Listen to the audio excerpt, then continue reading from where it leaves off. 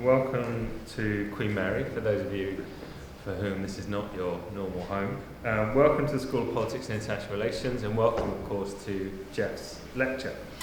I'm David Williams, I'm head of the School of Politics and International Relations, and it's my pleasure to introduce Jeff's talk and to chair the event this evening. I don't want to say too much, of course. You've not come to listen to me talk, but to Jeff. But I do want to say a few things by way of introduction. The first, of course, is some thank yous. The idea behind this lecture, and others which will follow it, came from Sophie, so thank you to her. And I'll say a bit more about the idea behind the lecture series that we have planned in a moment. Second, a very big thank you to Tamida and the other professional services team, members of the professional services team, for organising this evening. It's all very much appreciated. And obviously, thank you to Jeff for agreeing to do the lecture, to be the first in this, what we hope is a series of lectures, and of course, to you all for coming. This lecture, and the other ones we have planned, stand in lieu of a more formal professorial inaugural lecture.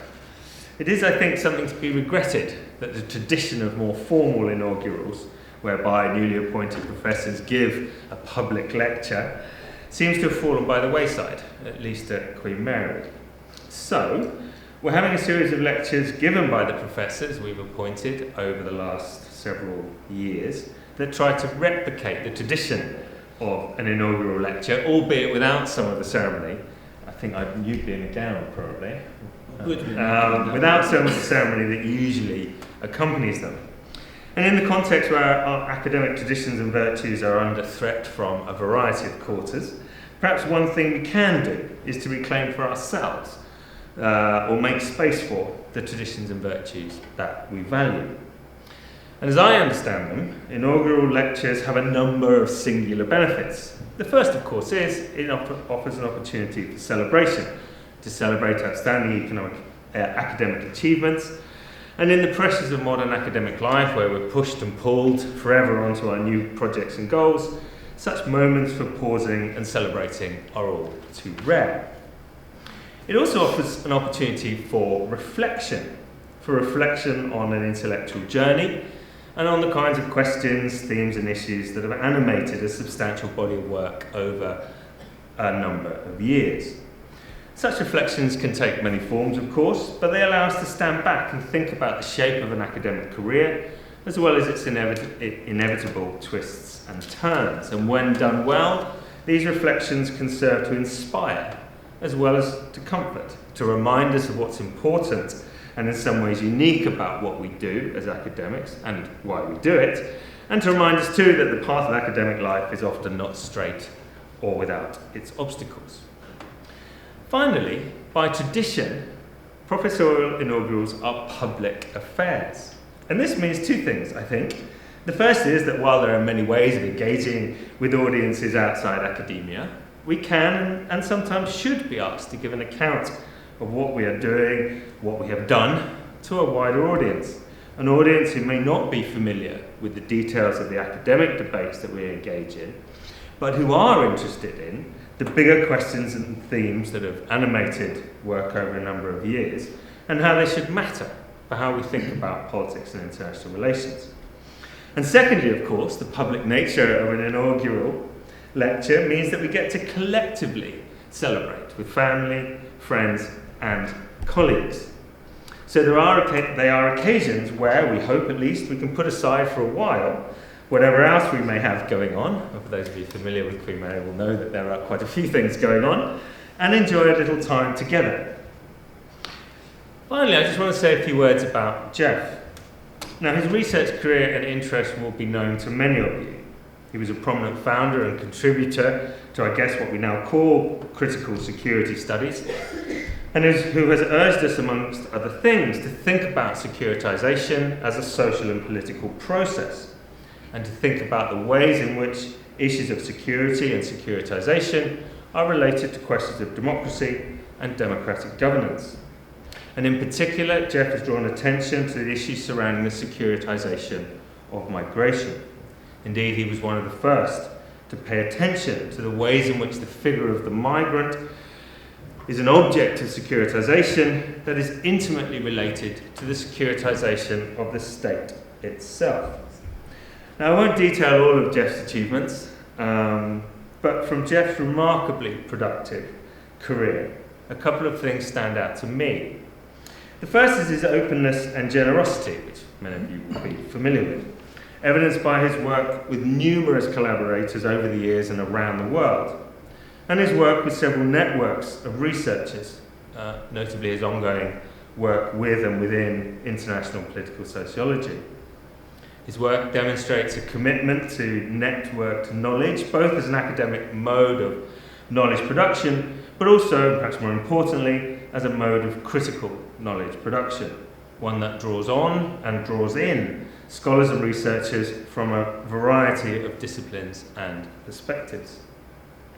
The second is Jeff's seemingly boundless curiosity, a curiosity born not just of an acknowledgement of things not known or thought about, but of a desire to kind of keep up. And I don't mean by that to keep up with what academics are saying, although Jeff does that too, but with the world itself, to keep asking questions about what is going on, and to be alive to the ways in which our trains of thought and the kinds of questions that we ask might need to change or adapt, or at least be re-asked and rethought about as the world itself changes. Perhaps something Jeff will say something about in his lecture. Beyond his research career, I will only say that Jeff is an innovative and engaging teacher and an exemplary academic colleague. In the first of these modes, he's demonstrated a commitment not just to good teaching, but to developing new ways of drawing students into processes of learning and to blurring the boundaries between teaching and research. As to the latter, as head of school, I can only say that I am very glad indeed that Jeff is with us in Spear. So that's enough from me. I'll ask you all to join me in welcoming Jeff.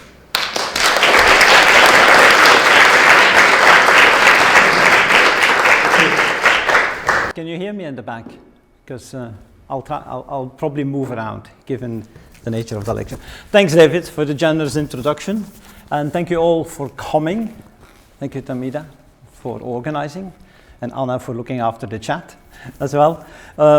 And thank you to everyone I've actually worked with and had conversations with. I'm not going to name names because there have been so many people. You know, since I started as a PhD student, I have actually worked with. And most of what I think and so on has some connection to them. So I actually thought it's a bit unfair to start naming a few people, because and then I have a whole list, and then Sophie will not be happy because I'll end up with a lecture which is just an acknowledgement and then maybe 3 sentences about the question. So, but it has been very important for me to actually have all these conversations ever since I entered the profession. And much of what I've been thinking actually draws on what people actually did.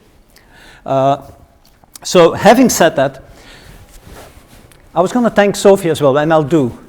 But Sophie sent this email around. We do inaugural lectures, and I had set a lecture. And so I thought it was a lecture. And then this inaugural thing starts emerging over the next few months as being something much more formal than I had I could have known.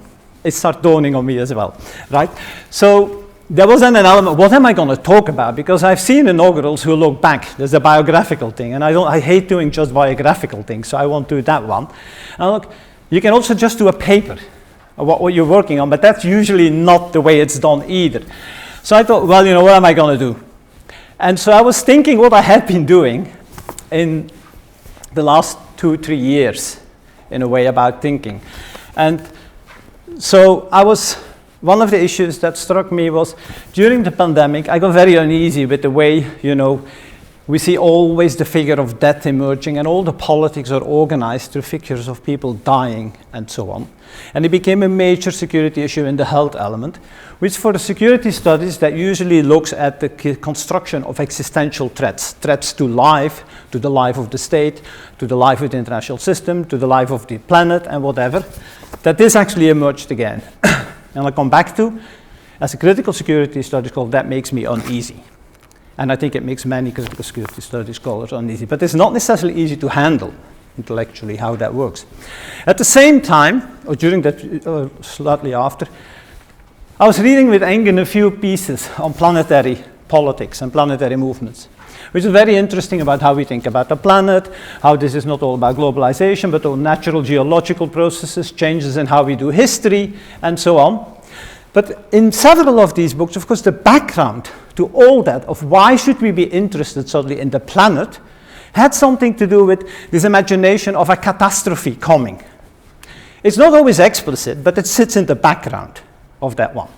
And I thought, again, why do we actually have to mobilize knowledge in relation to catastrophes in this case? Well, actually, the thinking in itself is not necessarily all the time about catastrophes. It's much more about reconceptualizing how we understand the interaction between natural geological processes, human societies, and so on, microbial life, and so that to which I will come back.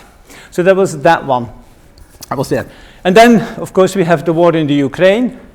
And part of the discourse immediately was, again, the whole of Europe is going to change. And potentially, because it's Europe, the rest of the world too. So there's this element that history will be rewritten on the back of the war. And so somehow, what the kind of security issues that emerge are around the catastrophic, the expectation of death, the dying, the decaying of elements as the driving force of history, of our thinking. And you could say, Jef, that's okay, man. If you do security analysis, it's not bad. But these are very tragic kind of moments, but there is also the way we actually think about them and how we then actually start constituting what we think about the world, about policies around these moments, even if they lurk in the background all the time.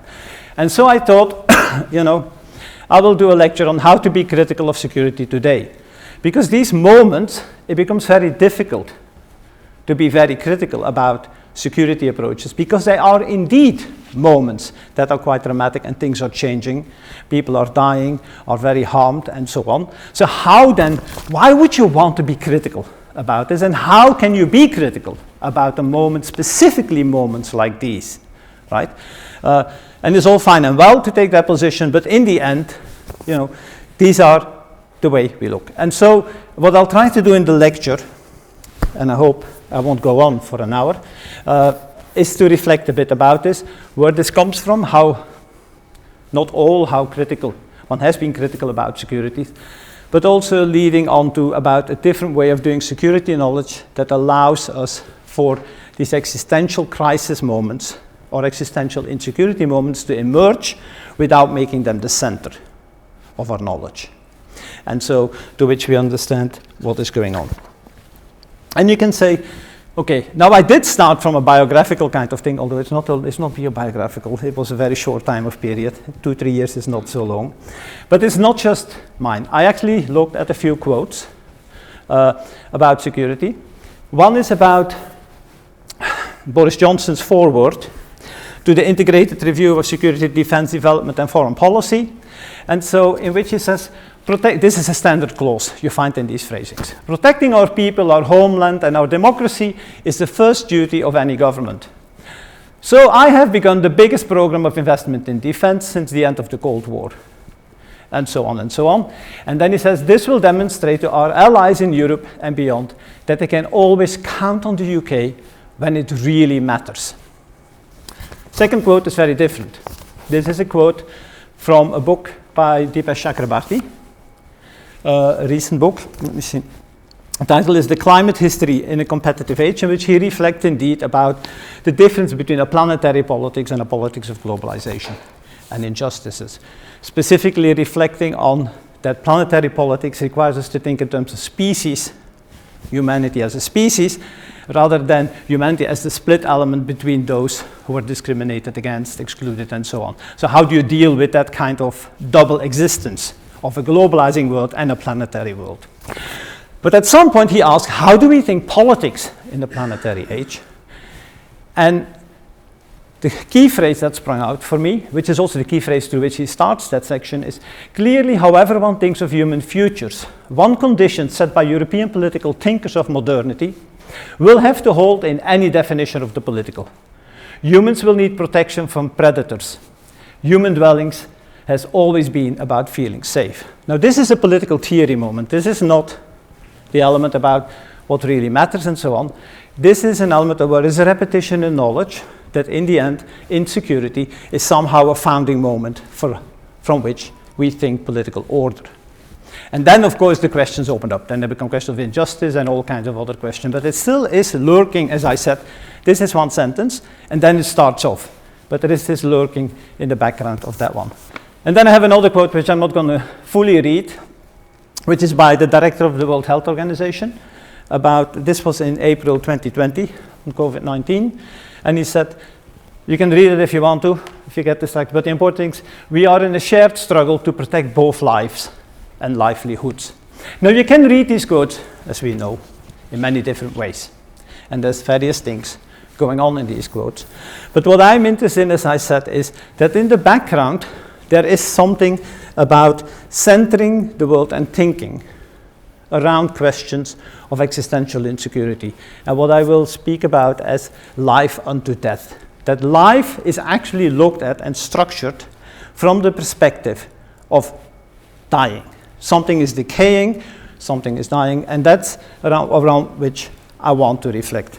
Why do I want to do that? Because something in these statements, and taking existential kind of elements, and that as central, has an effect. It does naturalize things. It makes things self-evident. It's true, right? I mean, to some extent, for many of us, if you face that, that seems to be the priority. Why? That seems to be where life is defined from and comes from. That's very often borrowed, not in all security studies, but it runs through a lot of security studies. So there's a naturalizing effect, but there's also a trumping effect. There is the element that's why, in some sense, if you face loss of a country, loss of a planet, loss of a species, or decaying of it, that should have priority, in the way we deal with it. Because if life disappears, all the rest cannot be talked about anymore, or discussed, or negotiated. So there is a trumping element to it. And that is one of the issues that if you hang out for a long time, as I've been doing, with the critical of security studies, right? The critical dimension really is that the trumping naturalizing effect, if that is produced, that it becomes something like a doxa or a given that is not questioned. You think within it, but not about it, and about alternative ways of formulating it. And so that's the critical work that needs doing, and that is being done. That, I think, is one of the components which is very central to thinking critically about security. And it is built into some existentialization of what is going on. And why am I asking this today? Precisely because of the examples I gave are so overbearing and have had such an impact upon everyday life that it is very difficult to actually distancing from what is going on. And that's why I think the elements of catastrophes, the numbers of people dying as the one through which one mobilizes, around the pandemics and so on, why that's so central. And not all of this is philosophically element. There's a very everydayness to this, how that's mobilized. And so the element that opens up then a question about how are we going to be critical about this? And that's, if you want to, the mission of critical security studies. Good. Now, what does it mean to be critical? And I've just used a very general statement here. It's the endeavor to know how and to what extent it might be possible to think differently instead of legitimating what is already known. I'll leave it at that. But what that means is, I think, that in critical security studies, some of the interest, much more has been, because there's so many, that is such a big thing now, critical security studies, but some of it has been done about denaturalizing this kind of framing around security, the taken for grantedness of security. So once you're inside a security bubble, you can ask all kinds of questions about how to deal with things in a security way, but you do not necessarily ask the question about, why is security so central to what is happening and is being done. So there's an element about denaturalizing security that has been done in various ways, right? But the one I am most interested, not most interested in, the one that I've been working with most closely, is to make security contingent, so it's not essential, necessary, by turning security as a condition into security as a social and political process of securitization. You actually explain that security is not a given. These existential situations have to be produced, not necessarily by a danger, although there are existential dangers around, but by the institutional, cultural, and various and knowledge processes. Hence, that security studies itself is part of, if you want to, the production, societal production of insecurity as a central problem around which to organize, whether it's political order, whether it's, villages, whatever it is that is being done. And that is what securitization brought as an approach. So I use it in a very broad sense, securitization. So it's a social and political process that actually looks at how we institutionalized and mobilize a distinctive problematization of phenomena like whether it's influenza, whether it's rising global temperatures, or violence. I can give you an example.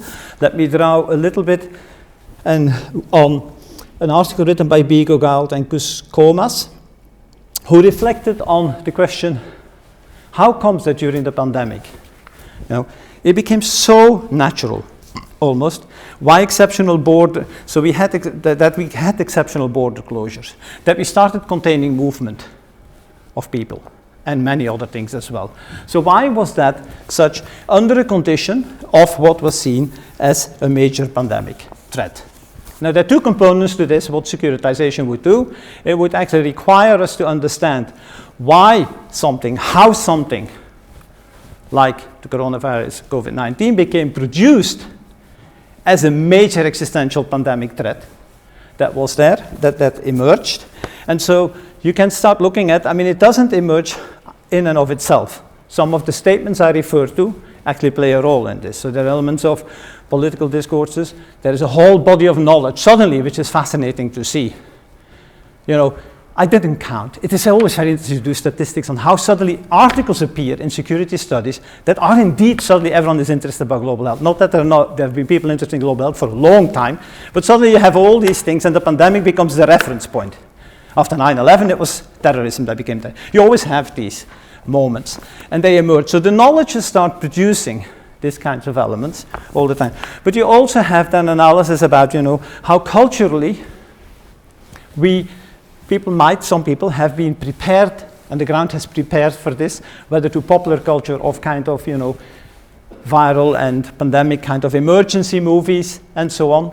But also how within the WHO, which is a very different process than a cultural one, an institutional one, about how are data globally gathered around, about influenza viruses and so on that emerge and pop up. How are they combined? So they can speak, we have reached the moment of a pandemic. You can also start seeing what politics will, and Sophie can do that much better than me. I'm treading on this. This is not my terrain, but it hooks back to how I start rethinking the question, or thinking the question about criticality again. So how comes that then there is political resistance to that, and so on. So, but you have always a political and social process through which this emerges as this pandemic existential threat that is there. And that's the one element. So you can see, in some way it denaturalizes, because it's not a natural condition that human beings, for example, are primarily driven by a struggle or a desire for survival. Yeah? You don't take that as the grounding moment. There is a lot of work that's happening, socially, historically, culturally, for that to be, for something like a pandemic, to hook into that, and to actually be able to mobilize around it. But the other bit that is brought in is about border closures. Why are we dealing? No, we dealt with it in many different ways. But why is border closure so central? And part of this has also to do, that's where you look at institutional, professional kind of dispositions that emerge. Because if you think about it, very often the border closure didn't seem to do so much in the end, right? It might have done a bit, but not. So how comes politically, there is a lot of focus on border closures and containing people to make them stand still if possible, right? That was not really possible, but to make them stand still and to close borders. But border closure is actually very much connected politically if you are actually trained to seeing like a state. If you understand the world from a territorialized state, how do you control issues? You control issues through the border control, through the territory, and you close off. And so there's a territorialized understanding of spatial elements. Now that doesn't come necessarily, again, not naturally, because not everybody agrees with that. I'm pretty sure if you go and speak to immunologists and virologists, they will have very different views on this, many of them, as we have seen actually in some of the discussions around what is the best policy to actually deal with the pandemic.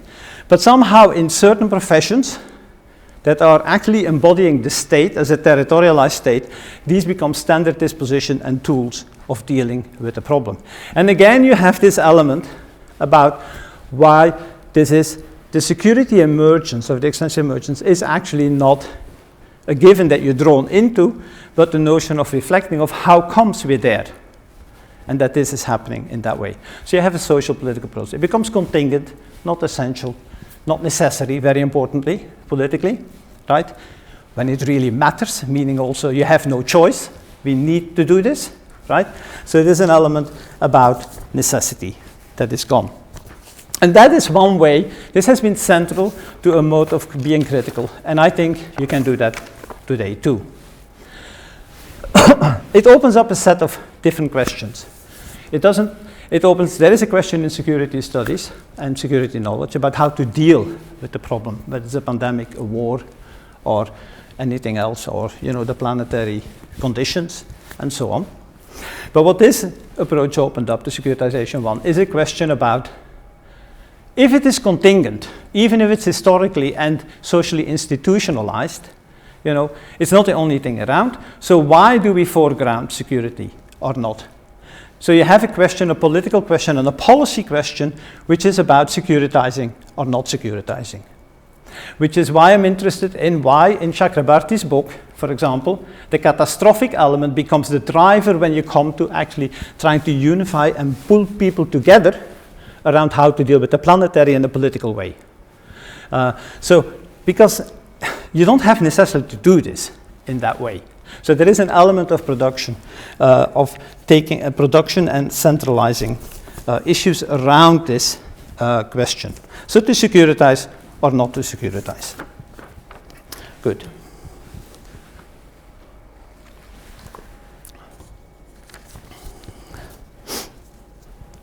And so you can see, coming back to my quote, that securitization in some way is an endeavor to know how and to what extent it might be possible to think differently. If you take a certain form of security thinking, but also to take critical thinkers.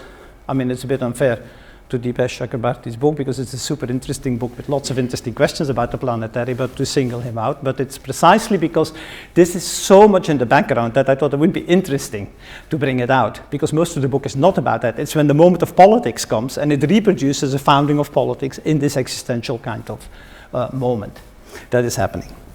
Yeah. Of course, critical security studies then also opens up all kinds of questions, which you will find as well, about the consequences and implications if you securitize. It's also a question about if we don't have to securitize, although it might happen, when you do it, what's happening, right? What are the consequence implications? Which opens up a set of different issues. And much of the C in critical security studies is really about producing elements about how there are discriminations, exclusions, and violence is produced precisely when you securitize. So when you actually start, you can see that in the pandemic, for example, at the nexus between the pandemic and refugees, for example, and migration. So which kind of categories of people are actually left out or are seen as the transmitters and dangerous and so on. The interesting about the pandemic is that most of us actually became some, which is why we got enclosed quite a lot, are seen as dangerous, and so we got enclosed. But you can see this across the board. There's a lot on the consequences of this, specifically in exclusions, which is why one of the reasons this is very strongly present when critical security studies the migration kind of question, which is very much about, how some people can come in, others cannot in. Those are wanted, those are less wanted, more wanted. So an elements about discrimination, about how easy it is to travel, how easy it is to move, or how difficult it is to move. And that's part of critical security studies too. And therefore, it opens up a set of questions for political, social, and pop debates about, what are the consequences of this, and then should we start thinking about limiting securitization. And for security knowledge, and critical security knowledge, that opens up another question, which is, it's all fine and well for us to be critical about, see it as a social and political process. We do all the negative consequences of securitization, but what do you bring as a different form of knowledge? Because in the end, as a knowledge, you denaturalize, but you remain organized around the question of insecurity and security as the key question that you actually need to deal with. And so I think the securitization, in a very broad sense defined, does a very good job in the denaturalizing of the pull that the existential renditions, existential threat, the life unto death, living from the perspective of death actually has on trumping and raising questions. And it does actually create the elements of contingencies.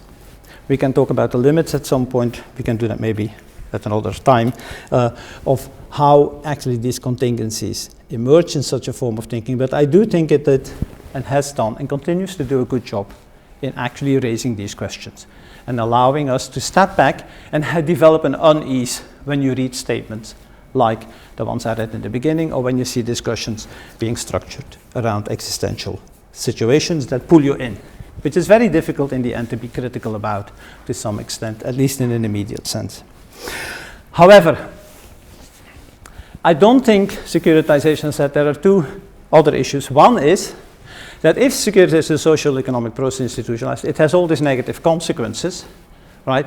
If you then also understand that the production of security knowledge is implied as a part of that, then you still have a reproduction of, if you do existentialist security kind of analysis, to reproduce this notion of life until death being actually a central component of security practices and of life and politics more generally.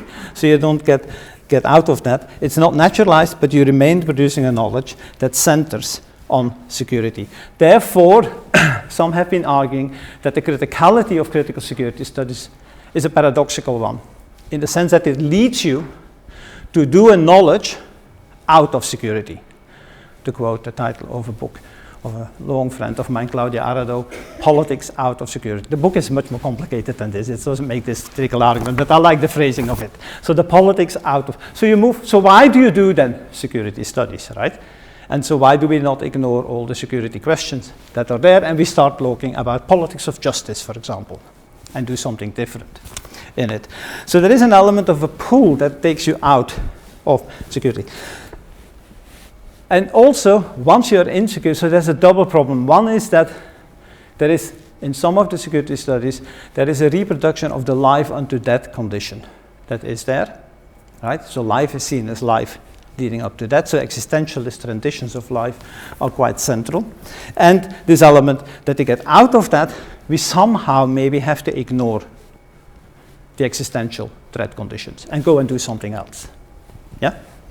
Now, the question then becomes how to challenge thinking life from the point of view of it being life unto death, while nevertheless allowing for insecurities as life-threatening situations to emerge in the way you study, write, talk about security.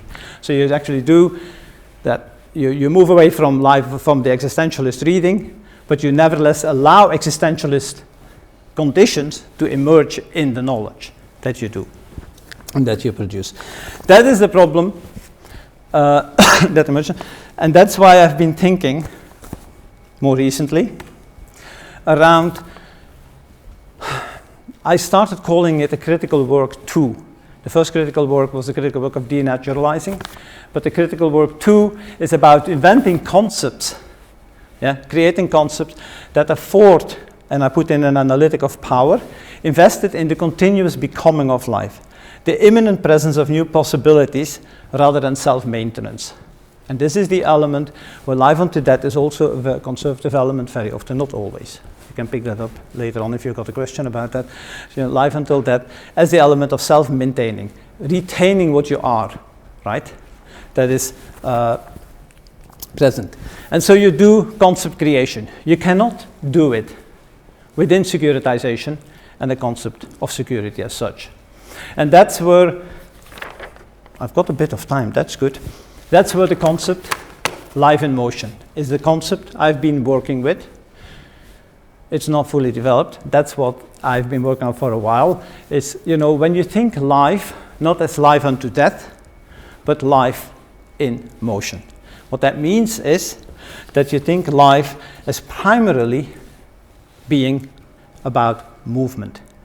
We move all the time, and that's what life is. Life is motioning. Now I'll try to explain this. So I'm now shifting in the lecture. So after the overview of a bit of some elements of critical security studies and how to be critical about the current conditions of securitizing, which are very strong actually at the moment, to do that through denaturalizing and the process and the more sociological, political sociological analysis around the production of insecurities and the consequences of such a production of insecurities. And what I'm now thinking about is actually what if we move, and it's critical work, which is really focusing on trying to rethink how we understand life, how life is. Not life unto death, but life in motion. And what difference would that make? And let me give it a try and see if that works. And I'll try to illustrate a little bit, if I can. And then, good. Life in motion. Yeah. It really means that life is movement. It moves. It doesn't end. It doesn't begin. It continues. You approach it in that sense. It's a conceptual move, right? Life is not taught from the end point, neither from the beginning. Yeah. It has to be taught in the way it's in motion. Life is always moving. So movement, or motion if you want to, becomes the central concept, not the limit that's implied by death. I think it really sets up, I'm trying to go and try to convey how that sets up a different way of thinking. And then I'll try to see what that implies for how we think about security. Yeah. If you think about life unto, and now I'm talking a bit more about life unto death, how I understand how that works. Life unto death works very much with bodies or composite things that can decay or disappear or end. And so what you get is a setup that if the body or composite things become the reference point of life, then you actually have that the bodies come under threat or in risk and so on of dying from the moment they're born, of course, but also the threat comes very often from the outside. Even it's an inside, it's an internal enemy. So you have a body that is there and that actually stands, and something comes from the outside to permeate it into the body, and hostile elements come along with it. It's also a focus, in the first instance, on self-preservation. You preserve the body or the composite thing that exists. Yeah. And you can see this at work. This is a relatively abstract thing, but also in the pandemic, that's why I think it is very striking that there is an element about containing bodies, houses, families, towns, or states, and so on, by cutting off the movement in and out, if possible. Of course, that did not succeed, because life keeps on moving in many different ways. But there is an element about containing. So in some way, you have two things. You always have a bordering and a limit condition that defines what's going on, because it's that what's outside, and so what comes inside. So you always have the crossing of a boundary or a border that is taking place. So it's a particular understanding of lines as well that takes place. And the stake is always the decaying of something, not its continuation or the possibilities that emerge. And you could see it. And when you see that life keeps on moving, then the question becomes, how can you think? Because I don't know what you did. we did all kinds of things. Even if I was in the house, you keep on moving and do all kinds of things that's there. So there is never a standing still. The microbes flow, even the pathogens flow around, and so on. Trade flows around. There is all the kind of flowing, all the time happening that's going on. So what if we would take that actually as a serious starting point? That life in motion takes life from the point of view of movement. So it's not states and composite things that are there, but ongoing flows. And I'm going to actually do something here. Change the slide to the final one. Not that I'm done yet, but anyway, this is the final slide. Yeah. So I started from life onto that, and now I'm trying to think life in motion. If life is always movement, it doesn't consist of composite things, but ongoing flows. Then the bodies are not the central reference in the first instance. Yeah, it's the movement that takes place. Now that has all kinds of consequences, because it means that somehow life is not about the element of where you have a boundary that you need to protect, or an entity that needs to be protected, or an entity that needs to transcend its ending or its limits into something else. You have just movements. And the lines, therefore, are never the borders.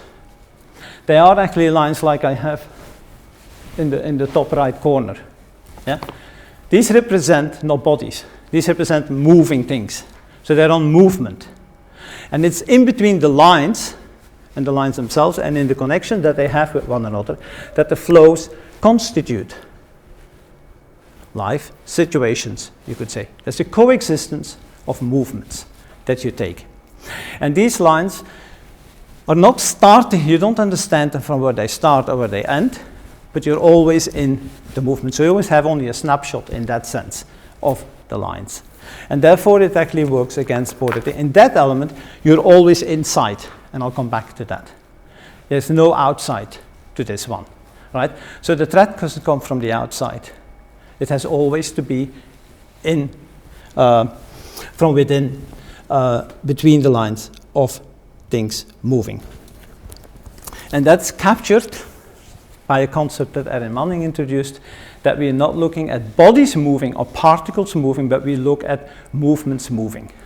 What matters is not, it's like with the dancing, it's not the body of the dancer, but it's the lines that are produced in the moving that are there, which is why I had all these pictures about the body blurring, right, in dance. So it's when the dancers move in relation to one another.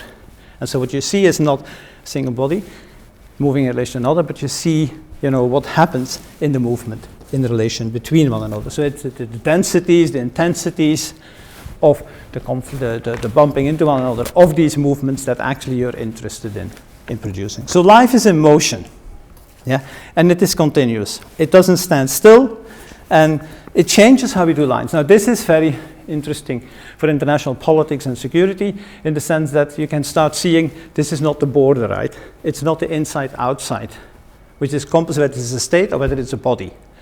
It's there. So it is also something that invites not to think the pandemic or COVID-19 as a relationship between my body and a dangerous virus out there that I will actually catch. It actually invites thinking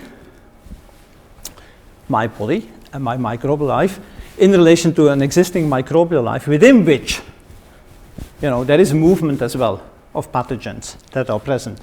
And so you can let the pathogens emerge from within a life that is not defined by my body that needs protecting and bounded from something that's externally trying to permeate it. I am actually operating within a microbial environment that is there, and some of that thinking has been going on, and I'm not well versed with it. I would be very interested in this respect, for example, to talk and see how immunology has developed, or people who study viruses and cell biology has developed in terms of actually doing how we actually live in this permeation of things. But I hope you can see that it changes how we think. It's not about something external that becomes threatening to life. The life-threatening elements are within, but they're not specifically special from within. They always think in the lines of things moving.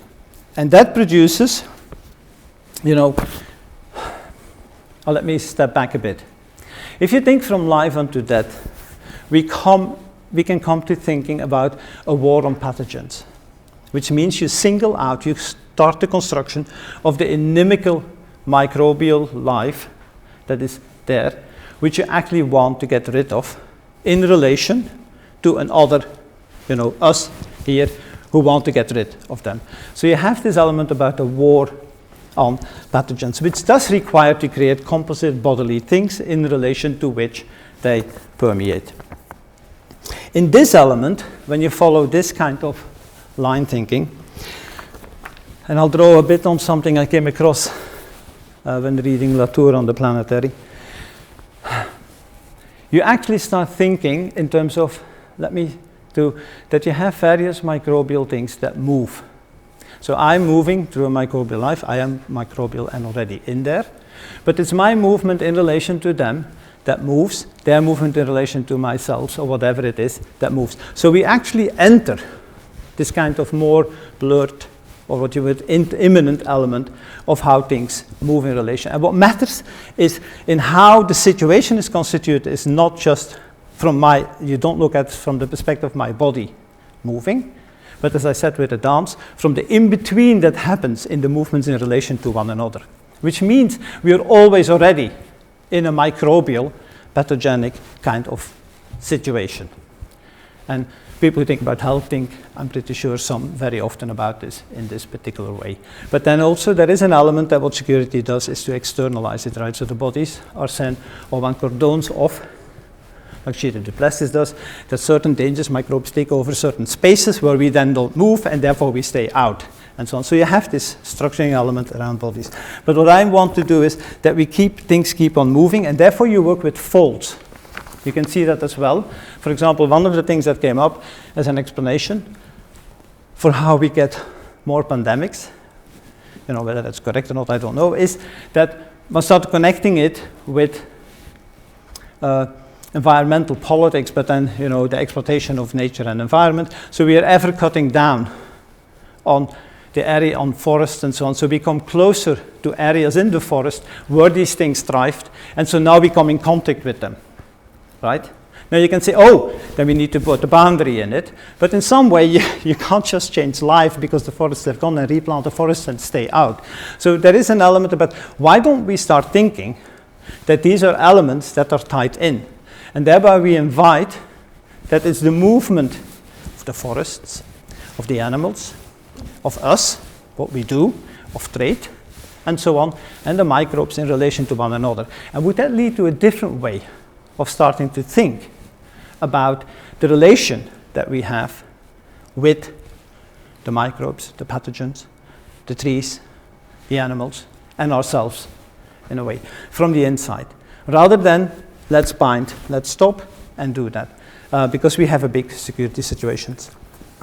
And so you work with folds, which is why I have the waves here. When the lines start moving, we fold through the movement into the movement of the pathogens, the microbes, the trees, and so on. And so we are actually folded in with that one. Now I'm interested in that because I am very interested in doing new kinds of conceptual work I haven't come across to, and I'm very interested in movement for all kinds of things as a way of breaking away from the focus on bodies and containment, as a way of doing security. I know there are other security practices, but that's one element I'm interested in, to what we can think societal, political relations, not through containing or to bordering, but whether what it would mean if we start following through on a form of thinking like this, how it would open up different ways of dealing with pandemics, with migration, dealing not, but allowing migration to happen, or whatever it is, and so on. The war is a more complicated one to deal with, but I think it can be done in that way as well. And so you work within the folds. And that's why I'm interested in moving from life unto death to life in motion. The other thing that's happening here, and I'm nearly to the end now, is that I can't do that in static pictures. But I hope that in this picture on the right bottom, you can actually see that there is continuous transmutation going on, right? Whether it's big or small, life is continuously transmuting. So it's not that you have a given composite things against which something permeates and tries to change it. in a way. But it is continuously in movement. That comes with taking the primacy of movement. The notion of life in motion is about the movements moving, but it's also a peculiar conception about time, which is that we think in the continuity of movements. The folding and the elements between life continue, and they transmute and have symbioses and so on, and intensities from between them. So you're always immanent to it. And therefore, I think what for me that does as well is that the intensities within that are continuous. That has a number of consequences for thinking about security. One is, I can come back to, for me, life unto death is really thinking life from the limit, from where it stops, right? And over which you need to transcend, or which actually defines you and to preserve yourself. In this form, you don't think from the limit, because there is no limit in that sense. There is the movement in relation to one another. So you're always in a situation of turbulence. There is continuous turbulence. That does not mean there is actually a radical kind of change happening all the time, but it also actually, I think, makes change, an element, a bit more continuous and normal, rather than what an existentialist notion will do, which we know. Once we have a big thing, that when we have the pandemic, everything is going to change, right? After that. Of course, not everything changes after that. But things also don't necessarily stay the same. So there is an element about how do we capture, rather than thinking in these terms of these big moments of we had something, everything is going to change, then nothing changed. Well, that's not really true either. So how do you capture this? And I think the life in motion is part of this, because it has a conception of change in it that is much more imminent to how the movements in relation to one another continuously are in some form of mutation, transmutation, turbulence, and so on. And I think that would take us out of that. And it would allow us, and let me do one quote, and then I'll sum up. By Zura Bigvili, who says, when you do this, we do not abandon what we are to become something else. This is the transcendent element. You could also say, we don't actually get rid of the threat to remain ourselves either, right? So we do not abandon what we are to become something else by imitation or identification, but another way of living and sensing haunts or is enveloped within our own and puts it to flight. Which means that this element about putting to flight the new possibilities are imminent and don't have to be particularly radical. They often are not. Within this kind of the movements moving. And so movements moving does away with the limit condition, life in motion, does away with the thinking to the limit condition of life, as well as it does away with thinking history in terms of the big crisis, existential crisis moments, which is, in any textbook on security you will see, right, the world was different before and after the Cold War. The world was different before and after 9/11. And I'm sure we'll have one that is before and after the pandemic. And let's hope the war in the Ukraine is solved, finds some kind of settlement earlier, but if not, or it goes on, it will have a similar kind. People will start using this in the way of writing. And I think this form of life in motion is a way of experimenting with how that changes. That, I think, allows for me, as you can see, because the movement, which is why I went into the folding of the forest, the trees, the microbes, everything in relation to one another, is that you can let pathogens, dangerous viruses, emerge from within the movements, but you wouldn't produce a security knowledge that starts homing in on them. They always would exist within this ongoing movement, so you can never let go of the other elements that are taking place. In this case, the cutting of the forest. How do we want to live with that, and so on. I've got another example that Anna came up with about people living in relation to a lake, for example. But she didn't come up with it, she found the information on it. People living into a lake, and so the lake is changing because of planetary changes. And they have a way of moving in relation to the lake. So the life is actually tied in with moving for floods and so on. And so they have a way of moving in relation to the lake. Right? Now the lake changes, and that might actually disturb how they actually move. But of course this leads to a different way of thinking. The challenge becomes, how do we move in relation to the lake? And so how do we reconstitute the situation of people water, fish, whatever it is, moving in relation to one another, rather than let's locate people somewhere else. And let's get them somewhere in another contained environment where they can be away from the lake or maybe a bit out so they're not subject to the flooding. But that doesn't work because the lives are tied in with the lakes moving, with the fish moving, and so on. That is taking place. And so that, I think, is why you can bring in existential securities, but I think they emerge very differently from how an existentialist rendition of security to life unto death makes them appear within. And so that I want to conclude. So life in motion for me fractures the existentialist moments into multiplicities of movement that are taking place. It makes them immanent and in continuous transmutation, symbiosis, distribution, and turbulence. Such a notion of critical work, I would like to call critical work too. It works to the creation of concepts which are about rethinking the conception of life that is mobilized within the knowledge that we do. Not a life unto death, but a life in motion. And it does that, and in that sense it's different from the analysis of securitization. Because securitization is really an analysis where you actually look at the production and the reiteration of the existentialist moments. Thereby they are still very central, you denaturalize, right?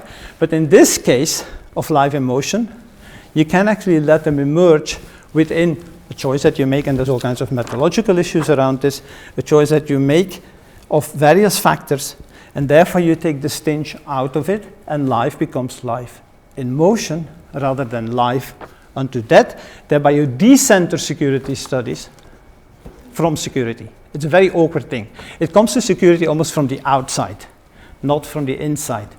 Securitization comes to security from the inside in some way. It's about how security is produced, or insecurities are produced. This one comes, how the insecurities emerge within it, for which I'll see if I can play with that one, where we can speak about a becoming of insecurities, referring to this idea of change in movement and turbulence as becoming. And that's a way, I think, a more challenging way, for me at least, for my thinking, about how to be critical of security today, in the sense of, being aware and having tools available so as not to reproduce the founding moments, the background lurking of the existential conditions and everything that comes with that, in terms of how we read history, how we understand life, and so on. That sits in there. And I think life in motion is worth experimenting with for that reason. Okay, that's it.